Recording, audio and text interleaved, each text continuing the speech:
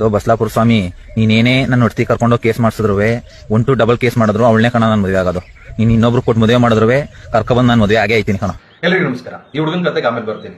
ಎಷ್ಟೊಂದು ವಿಡಿಯೋದಲ್ಲಿ ನಾನು ಹೇಳಿದ್ದೀನಿ, ಇನ್ ಕೇಸ್ ನಿಮ್ಮ ಬಾಯ್ ಫ್ರೆಂಡೋ ಗರ್ಲ್ ಫ್ರೆಂಡೋ ಎಲ್ಲ ಚೆನ್ನಾಗಿರ್ಬೇಕಾದ್ರೆ ಓಕೆ, ಇನ್ ಕೇಸ್ ಬ್ರೇಕಪ್ ಆಯ್ತು ಅಂದ್ರೆ ನಿಮ್ಮ ಪ್ರೈವೇಟ್ ಫೋಟೋಸ್ನ ಇಟ್ಕೊಂಡು ಏನಾದ್ರು ಬ್ಲಾಕ್ ಮೇಲ್ ಮಾಡೋದು, ಇಲ್ಲ ಅಲ್ಲಾಕ್ಬಿಡ್ತೀನಿ ಇಲ್ಲಾಕ್ಬಿಡ್ತೀನಿ ಅಂತ ಏನಾದ್ರು ಎದುರಿಸಿದ್ರೆ ಕಾನೂನು ರೀತಿಯಾಗಿ ಶಿಕ್ಷೆ ಕೊಡಬಹುದು. IT ಆಕ್ಟ್ 66C 3 ವರ್ಷ ಜೈಲು, BNS 308 ಎಕ್ಸ್ಟ್ರಾಕ್ಷನ್, BNS 294, BNS 356 ಈ ತರ ಸುಮಾರು ಸೆಕ್ಷನ್ ಮೇಲೆ ನಾವು FIR ಹಾಕ್ಬಿಟ್ಟು ಕಾನೂನು ರೀತಿಯಾಗಿ ಶಿಕ್ಷೆ ಕೊಡಬಹುದು. ಇಲ್ಲಿ ಹುಡುಗ ಏನ್ ಮಾಡ್ತಾ ಇದ್ದಾನಂದ್ರೆ ಎಷ್ಟೊಂದು ವಿಡಿಯೋಸ್ ಫೋಟೋಸ್ ಒಂದು ಹುಡುಗಿ ಬಗ್ಗೆ ಹಾಕಿದ್ದಾನೆ. ಇವನ್ ಹೇಳೋ ಸ್ಟೋರಿ, ನಾನು ಹುಡುಗಿನ ಲವ್ ಮಾಡಿದೆ, ಮನೆಯವರು ದೂರ ಮಾಡಿದ್ದಾರೆ.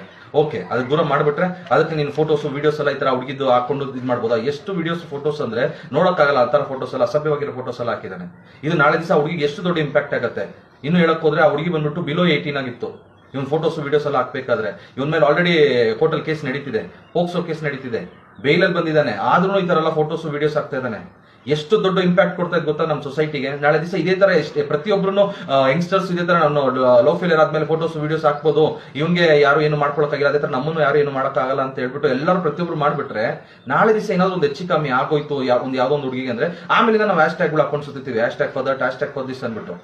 ಯಾವ್ದನ್ನು ಚುಕ್ಕುದ್ರಲ್ಲೇ ನಾವು ಕಿತ್ತಾಕಲ್ಲ, ಎಲ್ಲ ಬೆಳೆದಾದ್ಮೇಲೆ ನಾವು ಕಿತ್ತಾಕೋದು. ಈ ತರ ವ್ಯಕ್ತಿನ ದಯವಿಟ್ಟು ಹೋಗ್ಬಿಟ್ಟು ರಿಪೋರ್ಟ್ ಮಾಡಿ. ಇನ್ ಕೇಸು ನೀವು ಇದನ್ನ ಇದೇ ತರ ನಾವು ಬೆಳಗ್ಗೆ ಬಿಟ್ಟು ಲೈಕ್ ಶೇರ್ ಕಮೆಂಟ್ ಕೊಡ್ತಾ